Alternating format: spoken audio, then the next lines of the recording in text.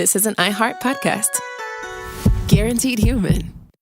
With no fees or minimums on checking accounts, it's no wonder that Capital One Bank Guy is so passionate about banking with Capital One. If he were here, he wouldn't just tell you about no fees or minimums. He'd also tell you about how Capital One cafes are open 7 days a week to assist with your banking needs. Yep, even on weekends. It's pretty much all he talks about, in a good way. What's in your wallet? Terms apply. See CapitalOne.com/bankguy. Capital One N.A., member FDIC. All cat parents understand the feeling of being totally ignored by your cat and often thinking, does my cat even love me? There's only one solution to solve that: Sheba. Feed your cat Sheba and go from feeling ignored to truly adored in 12 days guaranteed or your money back. Sheba has a menu of products, appetizers, entrees, treats, and even a kittens menu. So Sheba has a product for even the pickiest eater, like Sheba Puree made with bone broth, a smooth and creamy texture that cats love, or Sheba Grilled, protein-rich formula made with real chicken and seafood. To learn more, check out Sheba.com. Welcome to Stuff You Should Know from HowStuffWorks.com.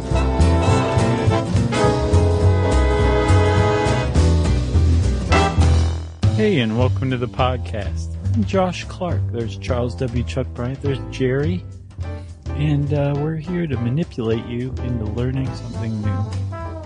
You're trying to use your least psychopath voice that you have. Yeah, but it's having the opposite effect I'm trying for, isn't it? You're not fooling anyone. Well, you just made a powerful enemy.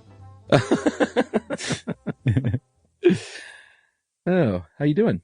I'm good. I'm feeling quite good. I like this one. This one's going to have it all. You know what I mean? Yeah. Psychology, disputed psychology. Yes. Prison, murder. Well, yeah, a little serial killer action. Yeah, we can't not mention at least Hollywood. The DSM. Contradictions in terms, all sorts of stuff. The Bible. China. Yeah. Wait, oh yeah, okay. I forgot about those parts. So we're talking psychopathy. Yeah. Which, I mean, people say, well, what's the difference between a psychopath and a sociopath? We'll get to that. By psychopath, don't you mean psychotic? We'll get to that too. Keep your pants on, psychopath. Just buckle in. Yeah. And if you think you know everything there is to know about psychopaths, well, you may be surprised. There's a lot of misconceptions out there about psychopaths, about exactly what constitutes a psychopath or what they act like or how easy they are to recognize. And it turns out this article actually points out that a lot of the people who tend to lead other people sometimes have psychopathic qualities. Like, for example, obviously, you would call Hitler a psychopath. I think just about everybody would, right? Mm-hmm. But I guess from studying them posthumously and remotely, guys like Teddy Roosevelt, JFK, but I'm sure basically every president that's ever been president of the United States exhibits some psychopathic qualities, right? Mm-hmm. And because some actually can be considered useful in the right context, right? Like immunity to stress or fearlessness or the ability to influence others. These are pretty handy things to have if you're a politician. But just because your reaction to stress is far lower than the average person, or, you have an ability to charm other people into doing what you want, it doesn't automatically make you a psychopath. And the reason why it doesn't automatically make you a psychopath is because there is a spectrum of psychopathy. And there's a threshold where below the threshold, you may have some of these qualities or traits of psychopathy, but you're not a psychopath. At that threshold or above, though, you would be considered a psychopath. And if that is the case, if you are a full-blown psychopath, you have a very specific set of characteristics that very much separate you from the average person in some extraordinarily scary ways. If psychopaths exist in this form at all. There's a lot of debate about that as well. Yeah. So, if you have 100 friends, science estimates that one of those people is a psychopath. Yeah, I saw that figure too. So 1% of the general population. So, as many as 3 million psychopaths in the United States States and about 70 million worldwide. Mhm. And only, I think, about 25% of those are in the prison population. So the majority of prisoners aren't psychopaths. Correct. And the majority of psychopaths aren't in prison. Right. Which means they're all walking among us. Yeah. And it doesn't necessarily mean that they aren't in prison because they haven't been caught yet. There's a lot of what are known as high functioning psychopaths that are full on psychopaths, but they just don't exhibit the kind of traits that would get you locked up in prison. Instead, they exhibit what we would call white collar crimes, which aren't prosecuted in the United States. They're hedge fund managers. Basically.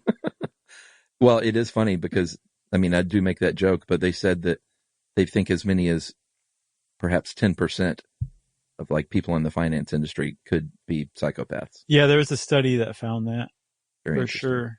Yeah, but that makes a pretty good point. Like there's some, in the right context, being a psychopath can actually be useful to you. All right, well, let's go back to Aristotle. Okay. Like most things. He's the tissue that binds this with the cricket farming episode. Correct. Interestingly. Yeah. So I know in cricket farming we talked about his pillow talk being great. Back in those days when he was pillow talking, he had a student named Theophrastus. Nice. And Theophrastus was a 4th century BCE philosopher, and they talked about psychopaths. They called them unscrupulous at the time, but what they were talking about was what we would now refer to as psychopaths. And everything from the Chinese to biblical stories to mythology in Greece and Rome to Shakespeare, like it's just rife through history, literary history, of people writing about what we would now call a psychopath. Yeah, and it's not just the West either. I mean, like we call them psychopaths here.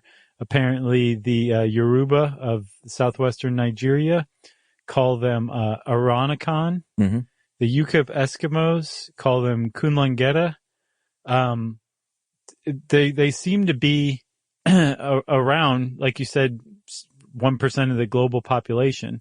So they're not like culturally bound. It's not a culturally bound condition. Right. But it does seem contextual in that psychopaths are contrary to society. Yeah. Like, they don't follow the social norms that keep everybody else in line, that typically arise out of things like empathy and feeling bad for other people and seeing other people as their own sentient selves. Yeah, and not just bags of meat to be manipulated. Yeah, to your own ends. Yeah. So psychopaths make appearances throughout history, throughout literature. You mentioned the Bible, so Cain is widely referred to as an early psychopath. The first psychopath. Maybe so. At least in the Judeo-Christian tradition, right? Yeah. But if we fast forward to 18th century France, like the modern beginnings of our Western, at least, conception of psychopaths were found in the hands of a French physician named Philippe Pinel. Yeah, he was one of the first medical professionals to talk about this, and he referred to them as maniaque sans délire. Nice. Insanity without delirium. Right. They've gone by other names since then, and descriptions from moral derangement, moral insanity, rational madness. Right. And that actually describes like a type of insanity where you're like morally and even maybe behaviorally deranged, but you're not cognitively impaired, and your touch with reality your grip on reality is totally normal as well. Yeah, like kind of the whole point is they are walking among us, and by all accounts are usually very charming, kind of quote normal unquote seeming individuals. But predatory. Yeah. And then finally in 1888, there was a German psychiatrist named J.L.A. Koch. And he said, I have the term, it is psychopathisch, means suffering soul, and that's where the actual word, finally, psychopathy was born. Right.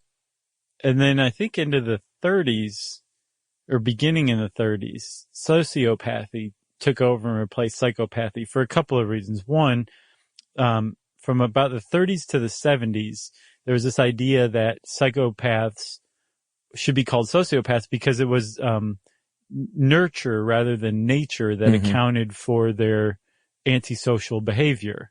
That it was, say, a bad mother, cold father, or absent father, something like that. Yeah. That was the basis of sociopathic behavior.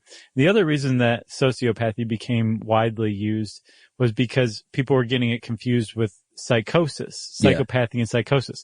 They're not at all the same thing. Psychosis means it's an umbrella term for a loss of a grip on reality. Delusions, basically, right? And psychosis can be brought on by any number of things, like from dementia to lack of sleep to schizophrenia. So psychosis is a condition where your grip on reality is tenuous at best. Psychopaths are their grip on reality is 100%, totally fine. It's just, again, it goes back to this idea that it's a moral derangement. They have no morals. They have no scruples. They have no conscience is another way that it's usually put. But they're not delusional at all. Their grip on reality is totally fine. Yeah, like in a psychopathic brain, there is literally a physical abnormality in the brain. Right. And that's a huge new development too, Chuck. And as a result, sociopathy is quickly losing favor as an interchangeable term for psychopathy. Yeah, I mean, the terms over the years were mostly interchangeable. In 1980, the DSM, which we've talked about a lot, the Diagnostic and Statistical Manual of Mental Disorders, I think they said no more sociopathy, let's call it antisocial personality disorder, ASPD. And, the terminology is important because you shouldn't just use two different things interchangeably to mean the same thing. Right. No, it's true. And with psychiatrists and psychologists who study psychopathy in particular, especially a guy named Robert Hare, who was continuing on the work of a guy named Hervey Cleckley, who did his work, Chuck, in Augusta, Georgia. Yeah, I saw that. Said, no, like, you can't just say psychopaths are just part of an antisocial personality disorder, which is what the DSM does, right? And the reason why is because what they've concluded is that they're basically two aspects, two different facets is what they call them, to being a psychopath. There's primary psychopathy and secondary psychopathy, or factor 1 and factor 2 psychopathy, right? Yeah, that's what I was going to ask you. So Hervey, great name, by the way, Hervey Cleckley. He was the guy from Augusta, and he's the one who wrote a book called The Mask of Sanity, which is sort of the foundation of modern psychopathic research.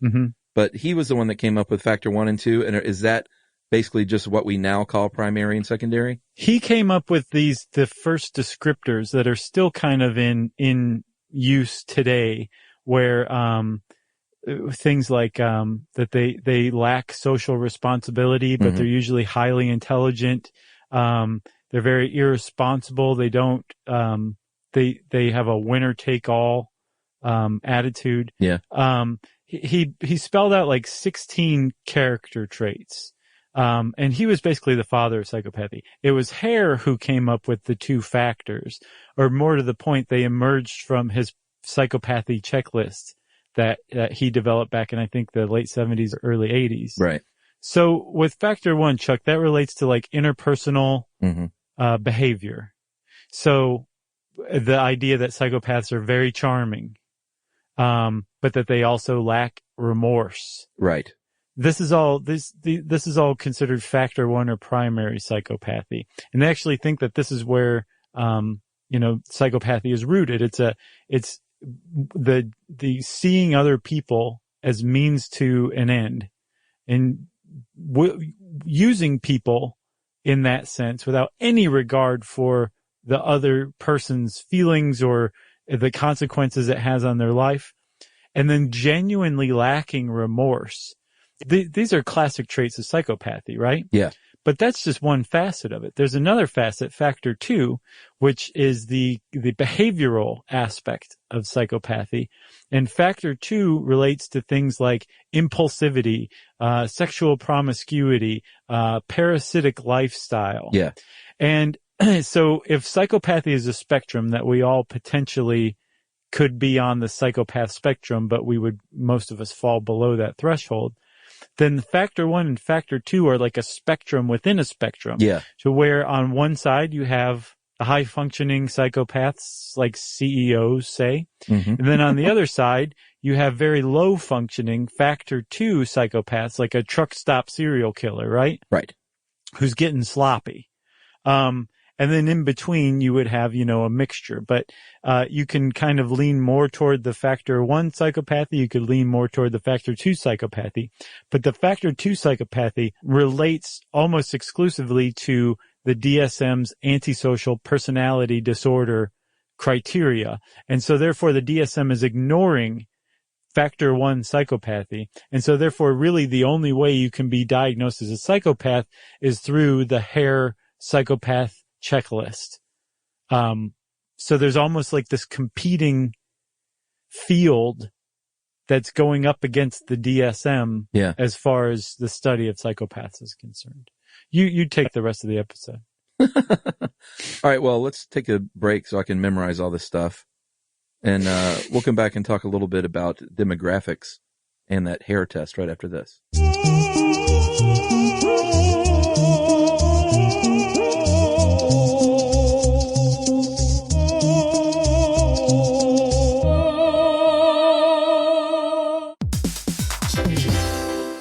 Hey everybody, we're here to talk to you about Wayfair, who believes that spaces should be functional, they should be comfortable, they should be well designed, and they can be well designed by you with their help. Your updated space should feel more comfortable, inviting, and practical for everyday use. And we're talking about outdoor seating. We're talking about grills. We're talking about major appliances. If you need storage solutions, Wayfair can help you out. Patio lighting, rugs, decor. It is your one-stop shop for home. Yeah, I mean, it's getting nice out, so it's time to think about living outdoors for the next few months. And Wayfair knows that outdoor furniture, it's heavy, it's intimidating to assemble. So Wayfair has stepped in and said, we're going to handle the hard part so you don't have to. That's right. You can shop Wayfair Verified, your shortcut to the good stuff. And that means their team of product specialists are going to vet everything by hand using a 10-point inspection, testing things like, quality materials, functionality, and features, and even how long it takes to build that piece of furniture. And the overall experience save time, reduce hassle, and improved convenience. Patio season is here, and these deals won't last. So head to wayfair.com right now to get your outdoor space ready for way less. That's WAYFAIR.com. Wayfair, every style, every home. You might know Michelin for its tires, or maybe even its stars, but there's so much more to the story. Michelin isn't just a tire company, it's an innovation company. From connected mobility solutions to high-tech materials, innovation fuels everything Michelin does. That's right. And in 2025, Michelin was recognized as a most innovative company in automotive by Fast Company. It's all part of a big picture vision Michelin calls Michelin in Motion, putting a vision of innovation at the heart of everything it does. Yeah, and get this, Michelin's going way beyond tires. Michelin isn't just making better tires, they're helping build a better future. Why this innovation matters? Well, Michelin is taking on one of the toughest mobility challenges out there, space. Michelin is developing an airless wheel for lunar exploration. Wow. The Michelin Lunar Airless Wheel was named Concept of the Year, recognizing Michelin's technological expertise in the most extreme environments at the 2026 Tire Technology Expo. That's right, and you can learn more at www.michelinman.com/y-Michelin/innovation.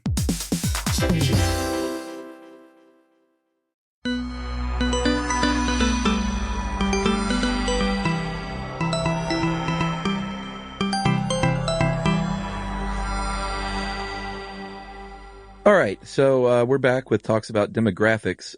Studying psychopathy and psychopaths is tricky, to say the least, because there is no, you can't, we'll talk a little bit about the brain, but there is no, you can't hook someone up to a machine that will spit out a diagnosis of psychopath. So you're going to have to get someone who self-reports this stuff, which you're not going to see a lot, because no one usually likes to think of themselves that way. Yeah. But most of the data they have right now is gathered from psychiatric examinations of criminals. Yeah, so there's really like a sheltered view of psychopaths. We have just a limited snapshot of the full spectrum of psychopathy because, if you're a psychopath, you're not going to go in to look for help. You think you're better than everybody else. So the very traits that make you a psychopath would make you feel like you need the opposite of psychiatric help. Yeah, like what are you saying? I'm winning in life. Exactly. So as far as age goes, when they analyzed some of the results of some of these examinations, prisoners, they did show that it seems like psychopathic traits might decrease some as you get older. They don't know why, but there's a lot of controversy about whether or not you can diagnose a kid as a psychopath. Sometimes you might see some traits that a child expresses that you might associate with psychopathy, but technically, you can't diagnose a child as a psychopath. And just because you might have some psychopathic tendencies as a kid doesn't mean you're going to grow up to be that way as well. No, but they do have, as part of that antisocial personality disorder spectrum, they have diagnoses for kids like oppositional defiant disorder. Yeah. Which seems to be basically like a factor 2 psychopath diagnosis for children. Right. But Part of me thinks they just don't like to use that word for kids. No. And like, you should be very careful with clinically labeling somebody a psychopath just because of the stigma associated with it. Yeah. Like, can you imagine sitting parents down and saying, well, Francis is a psychopath. Right. Like your 6-year-old is a psychopath. Yeah. Not good. No. There's probably a company who specializes in that because nobody else wants to do it. Oh, like Up in the Air, people paid to come in and fire people? Right, exactly. Yeah, I would. If it was George Clooney, that'd be a different deal. Right. Your child's a psychopath. Here's some literature on that. I'm George Clooney. And some fine tequila. Right. Is it fine? Yeah, it's good. But man, he sold that thing for $1 billion. No. You believe that? No. Like George Clooney rolling in dough. Yeah. Wow. Rolling in handsome. $1 billion tequila. That's rolling in charm. And he sold his tequila company for $1 billion. Yeah.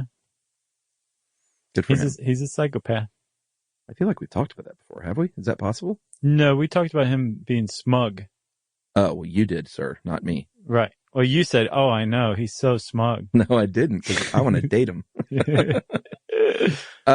So when it comes to race, it gets even more controversial because there have been analyses that tried to link higher rates of the disorder to Native American communities, African American people, and most psychiatrists have come out and say, you know what, this is really not taking into account socioeconomic factors, and it's pretty racist. Yeah. There was this guy named Richard Lynn who wrote back in the early 2000s a journal article about that and tried to basically say that the order of psychopathy as far as prevalence is concerned is highest in blacks and Native Americans, and then followed by Hispanics, and then whites, and then East Asians. And he said that it had everything to do with evolution, and he totally left out the fact that Hispanics are actually just 500 years or so removed from Caucasian Spanish people. Right.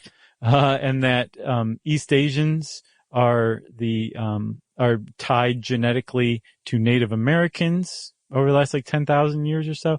So people just had fun kind of trashing this guy's ideas. And he was like, you might also want to read my manifesto on eugenics.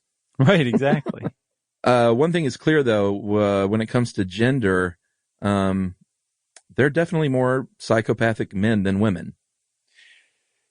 This is up in the air, right? Dude. Yeah. All of the numbers bear it out. Like this guy's the people who say no, it has to do with race seem to be total crackpots. Yeah. But the people who say that there is a difference in gender, they're backed up by numbers for sure. Studies show that women definitely have lower occurrences of psychopathy, but it has been pointed out that perhaps what women psychopaths their behavior manifests itself differently than male psychopaths, and that the psychopathy criteria is geared more toward males and is missing female psychopaths. Okay. So, for example, like, you think of a psychopath, you think of like a high functioning one, say like a CEO or a Patrick Bateman type or something, right? Yeah. That's like a classic psychopath. But what if there are just as many women psychopaths, but they're like, Joan Crawford and Mommy Dearest or something like that, like they're the way that they behave as a psychopath manifests itself differently than how men do. It's a theory. It's not necessarily true, but that's what some people say. Well, and the waters are so muddy with how men and women think of each other and their roles in society that it's bound to play a part here in how that gets all mixed up, Right. Yeah, it's true. Well, and then, there are like the Eileen Warnoses of the world as well. Like I know there aren't many female serial killers, but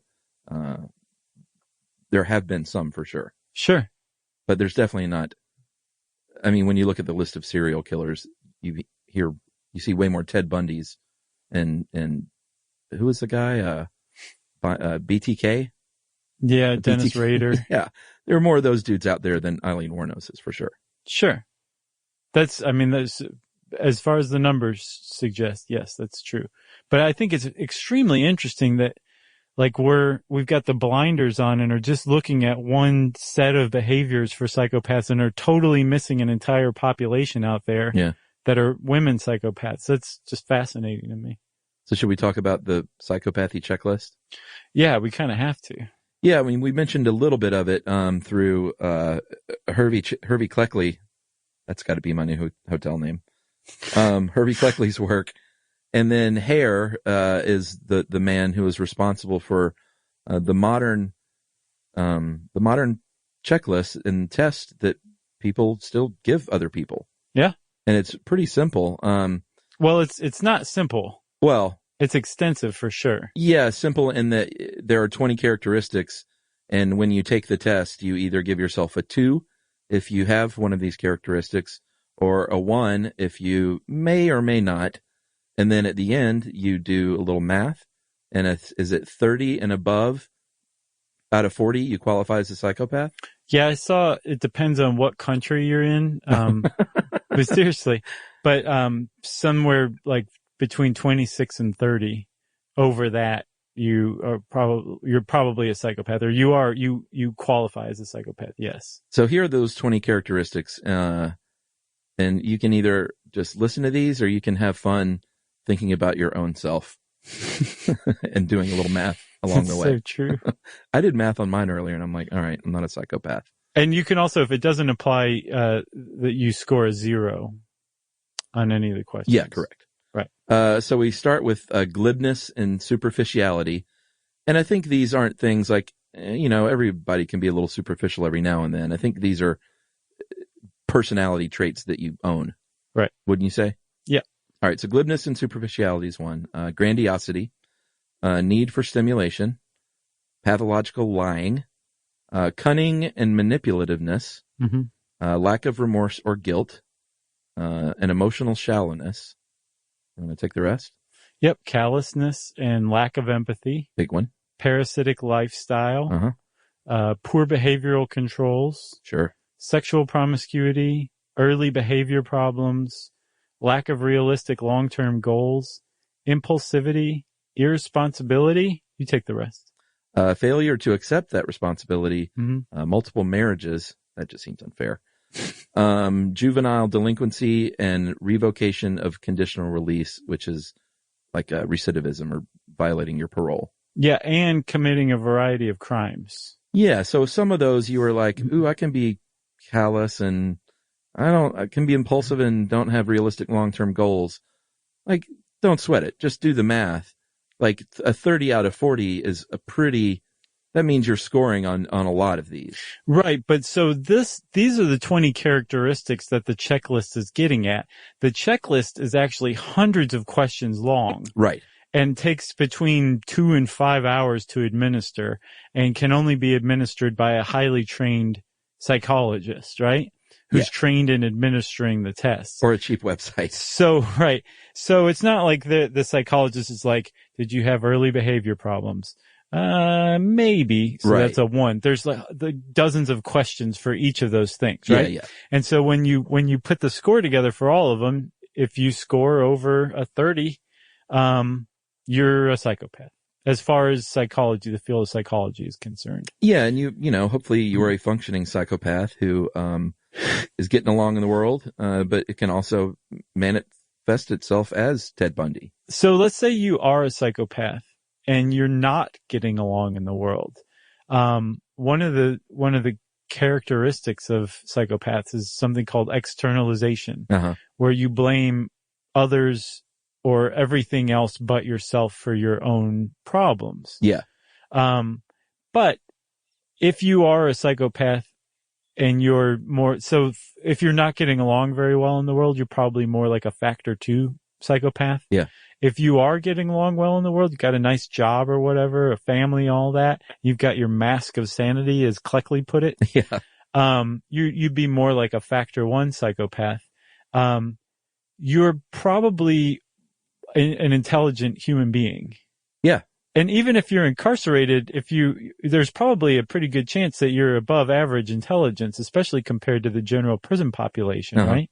I was reading this article about, by a psychologist who was basically telling other psychologists, if you go interview a psychopath, here's what to expect. And one of the things he said is, you can bet they've probably done more research on you than you have on them. Hannibal Lecter, great example, right? He knew everything about Starling. Everything. But like, just with, say, internet privileges, if a psychopath knows that he's coming to be interviewed by you, the psychiatrist, he's probably going to read papers you've written. He's going to read about about your education background. And all of this is to figure out how to best tell you what you want to hear so you can be more easily manipulated to that person's ends. Mm-hmm. It's pretty fascinating, but it's also kind of scary. And you kind of reach the point now where it's like, oh, okay, this is kind of dangerous actually to interact with people like this. And there's a lot of people out there who suggest just staying away from psychopaths. Just if you encounter a psychopath in your normal life, say at work or something like that, you want to keep your distance is kind of the prescribed treatment. Well, at least how to deal with them. Like, cause if you're being manipulated by a psychopath, that's part of their game. So if you engage, like Jodie Foster had no choice. Right. Clary Starling had to engage in Hannibal Lecter and play that little, psychological cat and mouse game. Right. So she could get the information that he had on Buffalo Bill. I know she didn't want to do it, but she did it anyway and she saved the day. Yeah, so that is the advice, is to not give them what they want, which I imagine would make a psychopath angry. I don't know. I think depending on, say, like their tendency for a parasitic lifestyle, right? They may just move on to find somebody else who's more easily manipulated. Yeah, sure. Like it's possible that you might really capture their attention, in which case you're not going to be very happy with having to shed that person.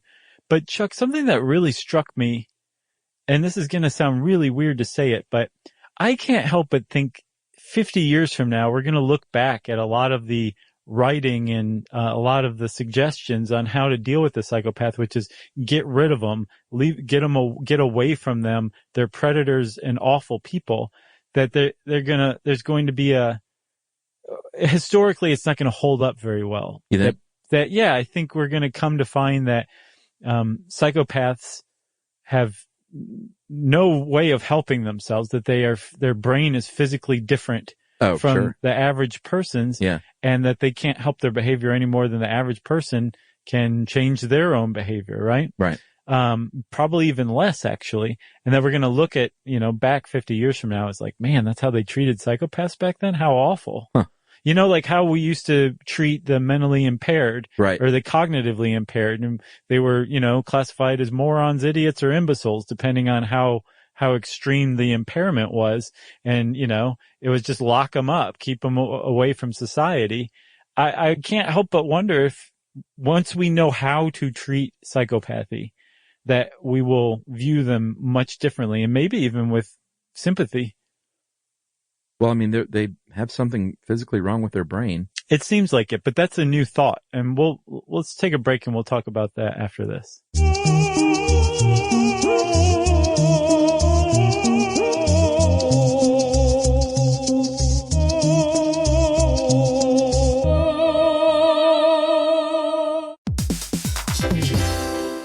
You might know Michelin for its tires, or maybe even its stars, but there's so much more to the story. Michelin isn't just a tire company, it's an innovation company. From connected mobility solutions to high-tech materials, innovation fuels everything Michelin does. That's right. And in 2025, Michelin was recognized as a most innovative company in automotive by Fast Company. It's all part of a big picture vision Michelin calls Michelin in Motion, putting a vision of innovation at the heart of everything it does. Yeah, and get this, Michelin's going way beyond tires. Michelin isn't just making better tires, they're helping build a better future. Why this innovation matters? Well, Michelin is taking on one of the toughest mobility challenges out there, space. Michelin is developing an airless wheel for lunar exploration. Wow. The Michelin Lunar Airless Wheel was named Concept of the Year, recognizing Michelin's technological expertise in the most extreme environments at the 2026 Tire Technology Expo. That's right, and you can learn more at www.michelinman.com/y-Michelin/innovation.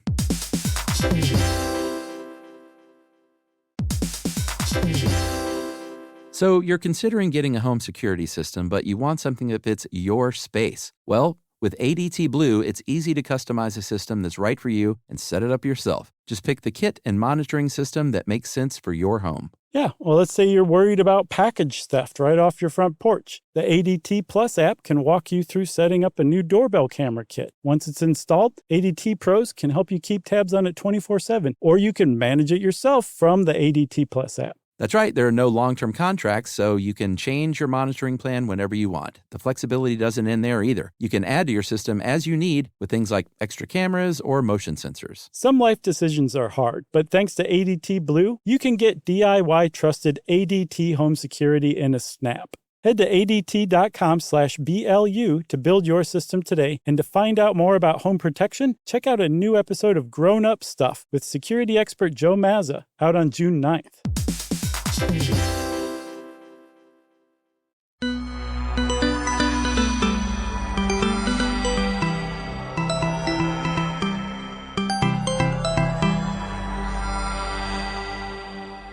All right, we're back. So we promised a little bit of talk about the brain, and there's a couple of things that work here and at play. There's the physical aspect of the brain is actually, I would say damaged, but just not right in some ways.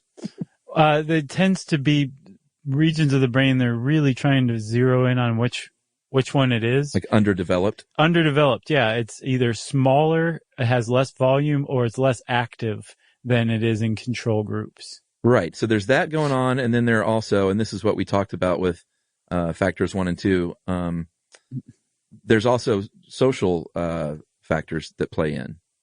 And they supposedly. Well, I mean, that seems to be losing favor pretty quickly. You think? You think it's going 100% brain damage? That's supposedly what I'm seeing is that's and it could just be the people who are like really bullish on MRIs are really, getting more press or whatever and getting their message out there more. But it seems like over time, favor has swung from, insanity to nurture and then back again to, physical brain structure, possibly even genetics. Well, yeah, genetics, they have done studies on twins, identical twins, and they think it could be 50 to 60% genetically determined. But it gets a little muddy because you can say, well, you might have gotten your not psychotic. We should point out that is a very different thing, actually. Right. We did. Oh yeah, we did at the beginning, right? Mm-hmm. You could say that your dad was a psychopath, so that means that you got that from him. But the fact that your dad was a psychopath, it could also be a very strong social factor in why you became a psychopath. Right. Yeah. Yeah, exactly. Your absent father, did that make you a psychopath, or was he absent because he was a psychopath himself and passed his genes on to you, right? Yeah. So it definitely gets muddy. It is very muddy. And the way that will be sussed out ultimately is if they can show definitively, no, dude, it like in case after case after case, this region of the brain is underdeveloped, and this region of the brain has to do with, say, processing emotions. Right. Like, for example, one of the places they zero in on is the amygdala, right? Yeah. The amygdala helps you, it helps regulate emotions. It helps you experience emotions. And in psychopaths, at least in some studies using MRIs, they show that if your amygdala is less active, as it is in people who score high on the psychopathy checklist, their amygdala does not react normally in certain tests, right? And this actually makes a lot of sense, because when you're being socialized by your parents, one of the ways that they socialize you, probably the most important way they socialize you, is by punishing you when you're bad. Yeah. And you feel bad. You feel bad for letting your parents down. You might feel angry because you can't leave your room or have dessert. Whatever it is, you're experiencing some pretty pronounced negative emotions right then. And so over time, you start to associate those negative emotions with the bad behavior that your parents are trying to curb. And eventually you're going to stop doing that bad behavior because it feels bad to do it. Yeah. Because you keep getting punished, and then maybe your own brain takes over and you feel negative emotions when you do that stuff, right? Yeah. If your amygdala is not functioning properly, then that's not going to happen. That process isn't going to work. Yeah. Because you're not going to experience those negative emotions. You're just going to be like, well, I wish I could leave my room. I think I'll just climb out the window over here. Right. Not, oh, I feel so bad for letting my parents down. You're not going to experience that because your amygdala is not functioning. So they've really zeroed in on the amygdala. But apparently the big toast of the town these days is the paralimbic system. Yeah, that's when in the Wonder Machine, the fMRI machine, it lights up and shows you what parts of the brain are being used and to what extent. I know we've talked about that a lot, but in case you didn't know. And the paralimbic system is underdeveloped in psychopaths, or it seems so at least. Right. And that region controls emotional memories, inhibition, and moral reasoning. So that seems pretty obvious if you have an underdeveloped paralimbic system that's kind of big on the checklist of psychopathy. Yeah. And there's a whole group of people who are kind of leading the current research in psychopathy, studying the prisoners. Because if you're a prisoner, chances are you're going to be forced to take the psychopathy checklist. And that's where most of our psychopath study population resides, is in prison. Mm-hmm. So if they volunteer for a follow-up study, if they score high on the psychopathy checklist, they'll probably be put into an MRI and given different tests. And these are the people who the results are starting to be culled from, basically. Yeah. Using the MRI, and it does seem to be pointing to the paralimbic system. Very interesting, I think. It is extremely interesting. But again, it makes you feel like, well, wait a minute, if it's not these people's fault, like what can we do? Right. And part of the problem, Chuck, is that there's like 0, none, 1,000,000% to the negative cure. Yeah, you're not going to cure, if you have an underdeveloped paralimbic system or amygdala, there's nothing you can do about that. Right. What you can do is hope to improve with therapy, obviously. Catching it earlier in life is obviously going to help more. And what they found, there's one sort of treatment. They found that a lot of the typical treatments you might use don't work. Everything from group therapy to electroshock and drugs. Group therapy in particular was found not to work because it gave psychopaths a chance to hone their manipulative behavior. Sure. Which is just a bad idea out of the gate. Yeah, it made things worse. So recently they've started work with kids that they seem to have gained some ground on, called decompression treatment, the basis of which is basically rewarding, and this is through hours-longs session. Hours-longs? hours-long sessions of psychologists increasing reward for good behavior. So instead of talking about the bad behavior and punishing bad behavior, it's rewarding good behavior and kind of feeding that desire of the psychopath to feel like they're winning. I don't know. It seems to work. It seems a little dangerous to me too. Like you're feeding the thing that they require, but maybe that makes sense. I read a really, really interesting Quora post called What It Feels Like to Be a Psychopath. Oh, wow. And it's exactly that. The person wrote it anonymously. They seem to be legit, not that they're just making it up as they go along. And they talk about basically being trained that they're a psychopath. They're going to be a psychopath for the rest of their life. Right. And they're just trying to learn how to be good in society while being a psychopath. So they can go along and get along. It's really interesting, but that's supposedly the best you can hope for. Again, there's no cure. There is treatment, but, unless somebody's saying like, son, there's something really, really wrong with you. And I'm really worried about you, and I'm going to cut you out of my will unless you go see a shrink. The psychopath is typically not going to say, I really need some help with my moral reasoning, so I'm going to go get, some treatment. It's just not going to happen. So there's a really big catch-22 in there. Oh, yeah. With psychopathy to begin with. But then, Chuck, there's also a question of, what is psychopathy? Like, are we sure we know exactly what a psychopath is? And psychiatry and psychology has such a long history of just so much overconfidence and self-assuredness. Yeah, when they're really getting it wrong. Yeah. That you can be forgiven for stopping and saying, whoa, you guys are the arbiters of what's normal in society. And this is a really serious thing to label somebody. So are we sure we know what we're talking about? And not everybody says, yeah, we know what psychopathy is. I mean, we're using interchangeable terms that don't even describe the same thing still, like sociopath and psychopath. It's just, there's a lot of confusion, and it just seems kind of dangerous to label people with that stigma. At the same time, if psychopaths do exist in the form that psychiatry and psychology says it does, it's dangerous to have those people out and about too. Yeah, I think I agree with you now that this just smacks of 50 years later saying, I can't believe we used to do things and label people this way. Yeah. Yeah. It's hard to tell when you're in the middle of that time. Yeah, for sure. But, I don't know. Very interesting. Yeah. There's, did you ever read The Psychopath Test? I have not read it. I know of it. I know Ronson wrote it. Yeah, John Ronson, who, friend of Stuff You Should Know, and he's actually done one of our live shows at the Bell House with us. Without shoes on.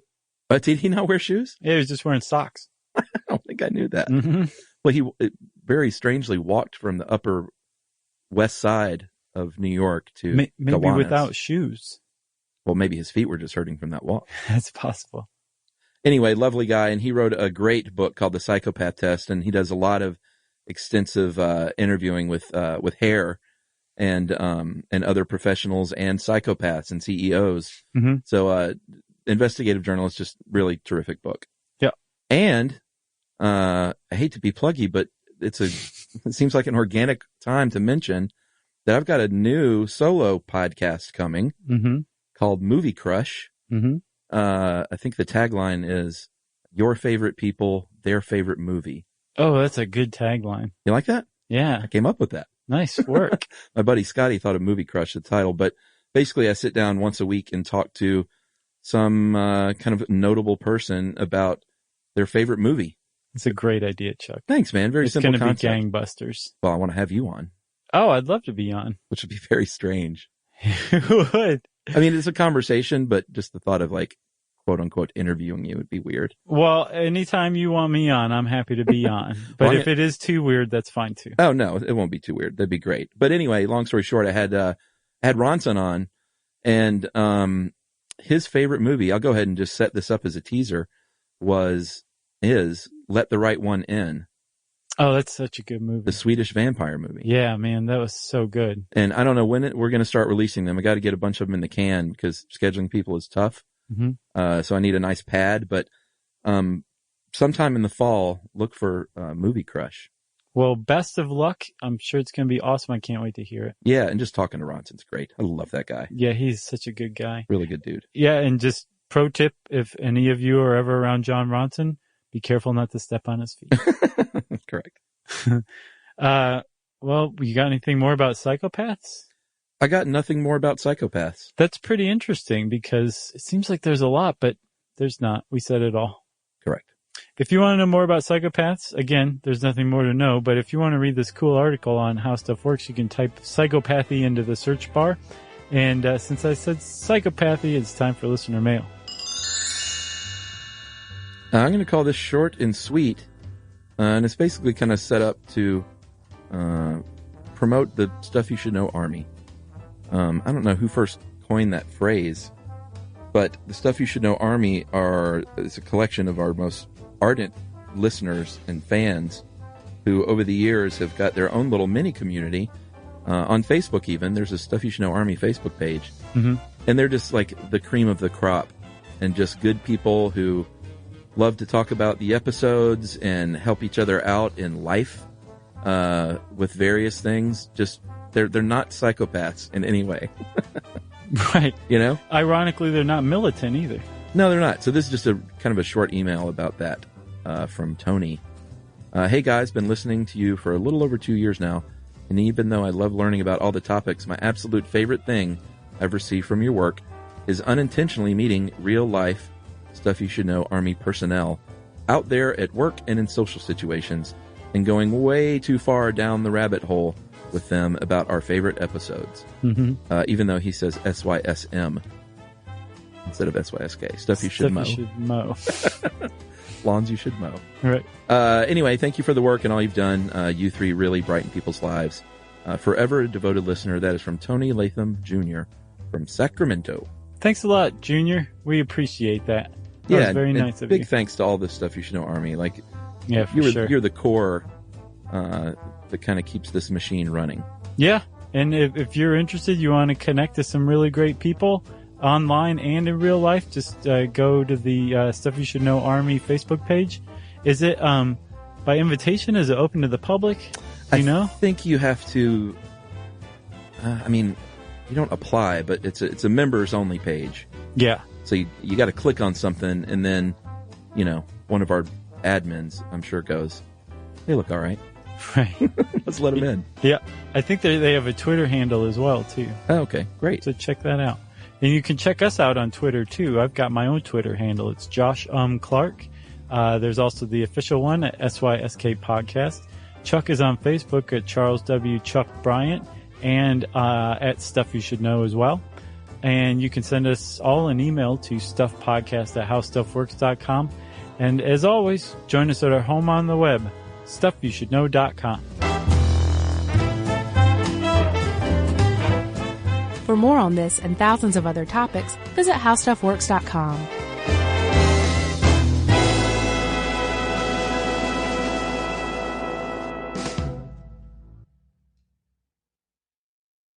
You know, you could be adored by everyone and still completely ignored by your cat. Trust me, I know. But if you feed your cat Sheba, you can go from being ignored to truly adored in 12 days guaranteed or your money back. Sheba has a full menu of products, appetizers, entrees, treats, even a kitten's menu. It's so cute. So Sheba has a product for even the pickiest eater. Like Sheba Puree, it's made with bone broth, their chef-inspired flavors. It's got a smooth and creamy texture that cats love and contains no corn, wheat, soy, or artificial flavors. It's food that your cat's gonna love. To learn more, check out Sheba.com. That's SHEBA.com.